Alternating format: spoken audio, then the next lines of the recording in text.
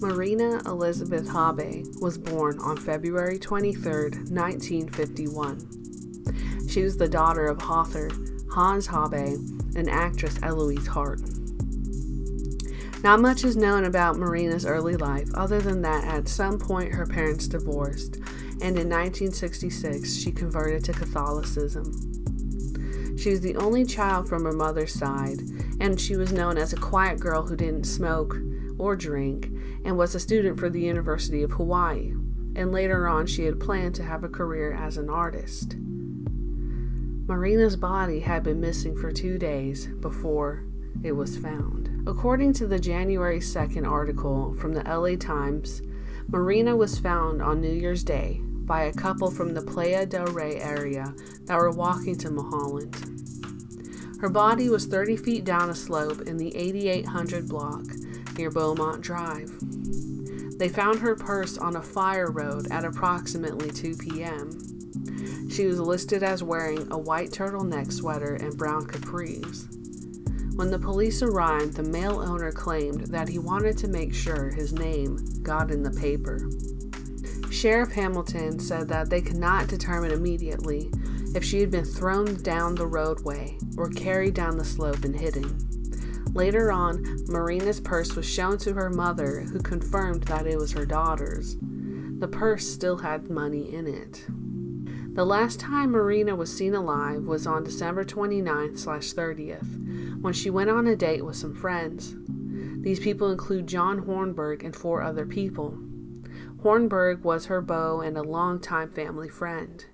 They all went to the Troubadour, where a comedian named Larry Hankin was playing. At 11:30 p.m., Maria and the others left the venue, with her and John driving to his house on Sunset Boulevard, where she parked her car. She changed out of her date clothes into what eventually became her final outfit. Her and John hung out together before she finally made her way back home at about 3:15 a.m. Allegedly, Marina's mother, Eloise, had heard a loud engine and woke up. Eloise looked out the window and saw a black sedan in her driveway next to Marina's car.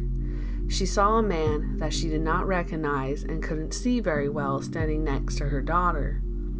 Allegedly, Eloise heard Marina's car pull into the driveway when the much louder car came up behind. The car left, but Marina didn't come in, and her keys were still in the car. It's unsure if the keys were in the ignition or not, and there seems to be different versions of the story.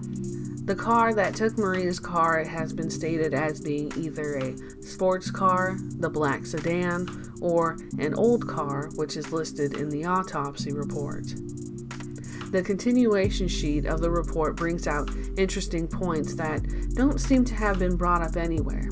First is that Marina was kidnapped by an old car with loud pipes.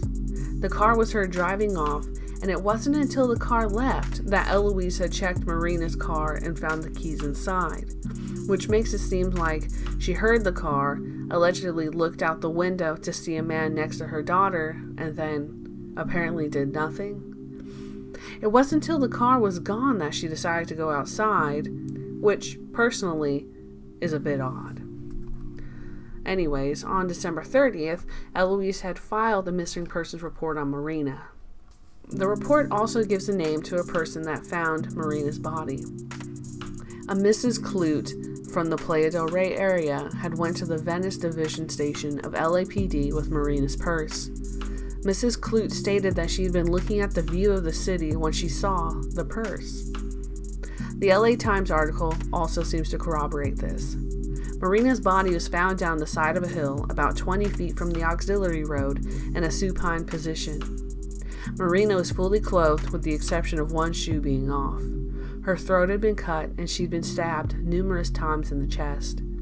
What's most interesting to me is that a motorcycle frame was found by her feet and was to be impounded by the sheriff's department lab. And I must state right now that on top of that, there never seemed to be any sort of update about that motorcycle frame and whether or not it had something to do with her case or if it was just a red herring. It's also important to me to point out this part of the autopsy because there had been some misconceptions about Marina and the way she was found. For example, in Ed Sanders' book, The Family, he stated that Marina was burned, raped, had slashes to her throat, heart, and was naked except for a shoe. Of course, this is not true, as the autopsy stated essentially the opposite, and of course she wasn't burned. What's interesting, though, is that an unnamed member of Charles Manson's family stated that the family knew Marina. Yet, on the other hand, it is also important to know that Sanders has gotten into trouble in the past with his writing, which resulted in a lawsuit. Sanders and other pieces of media have gotten the details wrong about Marina in the past, though there may have been a reason why they weren't too far off. Almost a year later, Reet Jervison's body was found in the same area as Marina's, with 157 stab wounds. Reet was a Jane Doe for almost 50 years when she was miraculously identified by a family friend in 2015. Even still, if Sanders or the other people in the media were mistaking Reet for Marina, it doesn't explain the idea of why he wrote that Marina's body was burned in his book. In an article from 1988, Marina's stepbrother Michael Bendrix took a look at her case.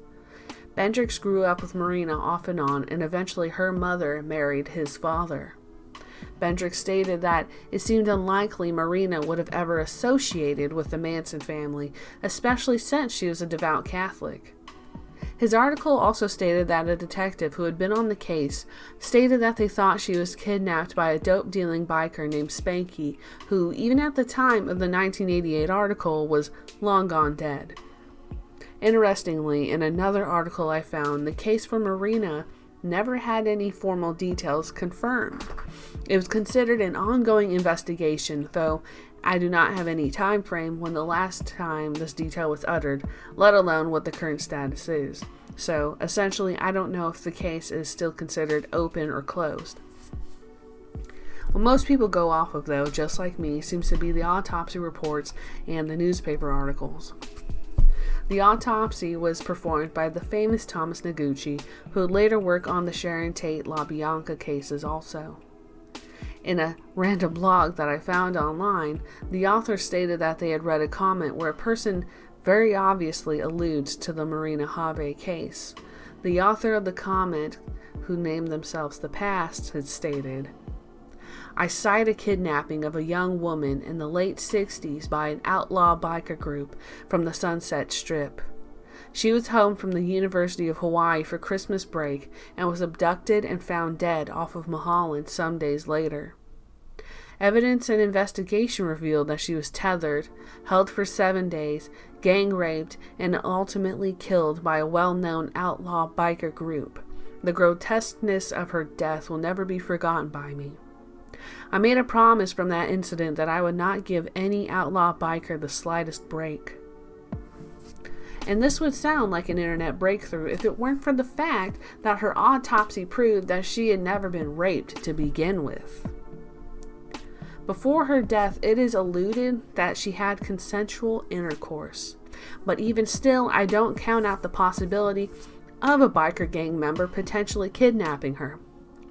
With further reading about the Manson family, that they had slight connections with the straight Satans, though they weren't exactly in cahoots with each other. What I'd like to know is what gang potentially kidnapped her. Various articles stated that Marina may have been kidnapped by Spanky, yet not a single article seems to give credit as to who Spanky was affiliated with. There is a random article from the LA Times that mentions Spanky. It was a small blurb, having been caught through metal detectors with buck knives in his rectum. Even still, this reveals very little about Marina Habe's case. Marina's father, Hans, passed away at the age of 66 in 1977, and Eloise, Marina's mother, lived to be practically 100 years old. Even though she was able to overcome her grief, she never found the answer to her daughter's death. What's interesting to me, though, after all this time, there really hasn't been any breakthroughs in the case. The details we have today are essentially the same as of 30 years ago. In various articles and blogs that I've read, Marina's mother would not talk about her daughter's death or the case. And while I respect that, I feel that in some ways that may have potentially hindered anyone from trying to solve it. I'm not a detective, but there are many people out there like me who at least like to dig deep into cases like this. It reminds me of the Jim Sullivan case, where even though he was missing for 40 years, no one in his family ever bothered to report him missing. I think in some ways it's potentially a generational difference, where back in the day, there's just some things you didn't talk about. But even still, I'm of the opinion that Marina's mother knew more about the story, but the rest of the details are things that only the police would know. To this day, when you look at Marina Habe, she is linked to possibly having been a Manson murder. In Bugliosi and Jeff Gwynn's books about Manson, they both wrote that Manson and other family members boasted about having killed more people than what they were caught for. There were rumors that there were bodies buried in the desert when they lived in the Barker Ranch area. In 2008, there was a dig for the bodies, but no evidence ever turned up. In an interview with Danny DiCarlo and Sherry, they seemed to allude to more murders out there. While many people discredit the Manson murder theory, there are others who believe it may have been them, and I can understand their reasoning why. Marina's body was found on Mulholland, which is only 35 minutes from Gary Hinman's house, and Hinman was the first of the Manson murders. Eloise Hart's house is listed as having been 8962 Cynthia Avenue, and the closest one seems to be about 20 minutes or so from where Marina was found. Even further, Cielo Drive is very close to what was Eloise's house, about only a 10-minute drive. On a map, the old Spawn Ranch in Chatsworth may seem too far away, but at the same time too, they would drive from the ranch to Hinman's house in 1969. According to the Cielo Drive website, the Manson family would move to Spawn Ranch in the spring of 1968. Late in the year, the family's bus would be seen parked on Loyal Trail, which is in proximity of the general area of Mulholland and Eloise's house. If someone from the Manson family murdered Marina, then who? Marina was murdered in December of 1968, and at this point in time, Tex Watson had left the family briefly to live with a woman named Luella. Watson did not return to the family until March of 1969. Bruce Davis lived in London, England from 1968 to April 1969.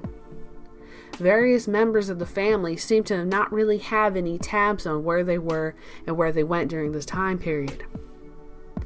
If Marina were a Manson family victim, it opens up more questions than answers.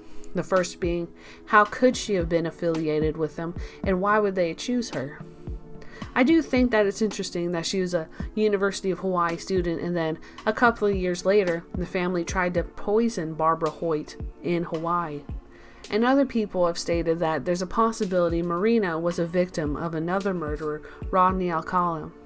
But in my opinion, I do think that whoever killed Marina Habe also killed Reet Jurvetson. Marina Habe was buried at Holy Cross Cemetery in Los Angeles, California.